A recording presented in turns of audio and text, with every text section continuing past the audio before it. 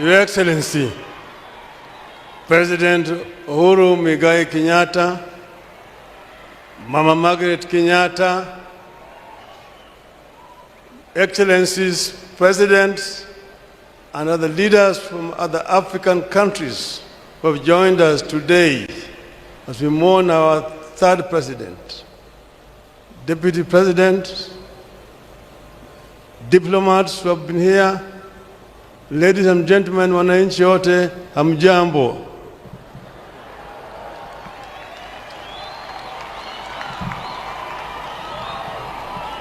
Your Excellency, I know that many of us will share my plight today.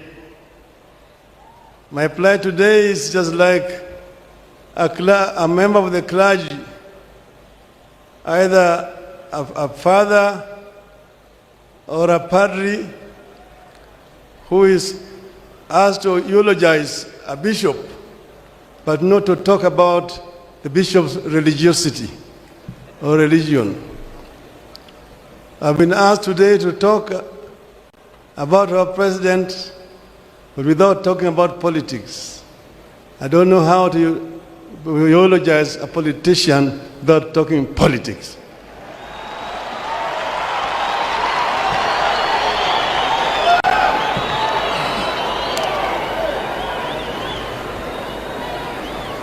The family of Mwai Kibaki, led by Jimmy, we are all with you as the nation of Kenya at this very, very sad moment when we say farewell to a great Kenyan patriot, Emilio Mwai Kibaki.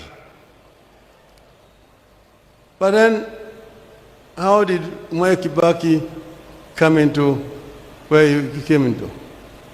You know, Mwai Kibaki as a youth, Mwai Kibaki as a student, Mwai Kibaki as an intellectual, Mwai Kibaki as a politician. The story was told to us by Jaramogi and Mwai that after KANU was formed in Kirigiti Stadium in 1960, a draft constitution had been presented there, had been prepared by the one Mr. Ojino Keo, who was Jaramogi's secretary. And he died on his way back to Kisumu through a road accident at the escarpment.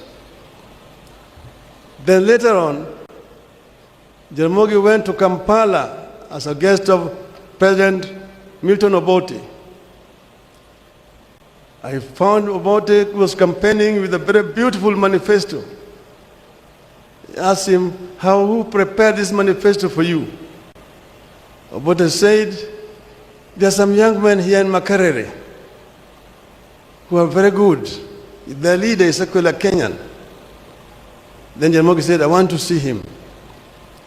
He brought Mwai Kibaki. When he brought Mwai Kibaki, Jaramogi told him, I want you to do the same manifesto like this for KANU. And he prepared with his team that beautiful manifesto. And that's how Jaramogi now invited him to come and become executive officer of KANU. And that started the journey. We know Kibaki as a member of parliament for Donholm.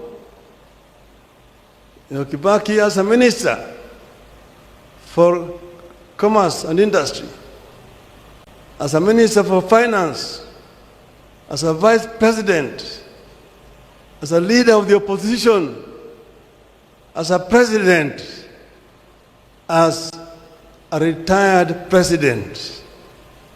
And now here we are saying bye-bye to him, a great Kenyan. Mwai Kibaki is a gentleman, a man of conviction, a man who loved perfection. You worked with Kibaki first in the opposition together as our leader. How he used to lead, how he would discuss the budget and come up with eloquent exposition of the budget better than the Minister of Finance, and tell them how it should be done. Kibaki will tell you, these people don't know what they're doing. Bure kabisa. And when it's a lot of nonsense, he say, imavia kuku.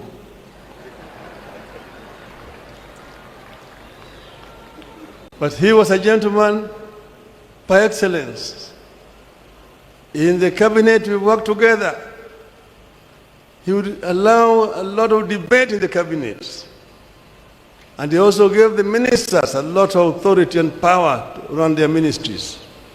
So long as you do not get yourself involved in graft. The biggest enemy of corruption, Mwai Kibaki. And nobody is indispensable when it came to issues of corruption. So we have learned a lot from Mwai Kibaki. We came with almost a bankrupt economy and transformed it. At one time when we were living, it was rising at a rate of 7% per annum because of Mwai Kibaki. Because we have had also our differences. When at one time Kibaki got involved in an accident, others opportunists took advantage of that position. We never held it against Kibaki. At that time when we were negotiating post-election violence, the stocks had collapsed at Serena.